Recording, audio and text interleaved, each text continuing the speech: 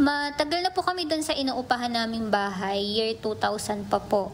Bali, 2010, nung isinangla nung may-ari do'n sa kumari niya yung bahay, kaya do'n na rin po kami pinagbayad ng upa.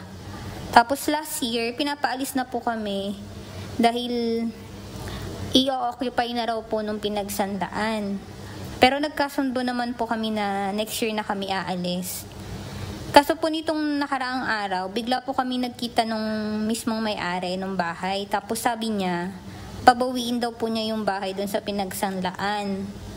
Ang tanong ko po, ano po kaya yung mabuting gawin sa ganitong sitwasyon? Kasi sabi po nung may-ari, pwede pa naman po kaming magpatuloy ng upa dahil hindi pa naman po niya kami pinapaalis.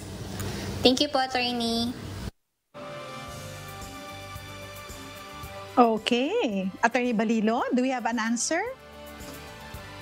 Yes, Attorney Bob. Una, para kay Elda, hindi ka maaaring umalis or hindi ka talaga nila pwedeng paalisin.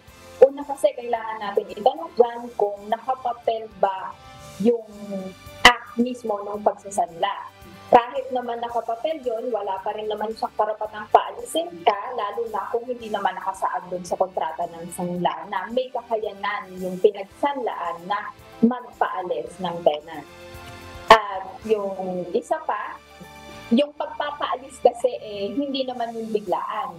Hindi yung madali na bigla siyang pupunta sa inyo at papaalisin kayo. May proseso yan na tinatawag. Ngayon yung proseso nyo, pwede kayong pumunta sa barangay. Kung hindi masolusyonan ng barangay, kailangan magpunta sa korte.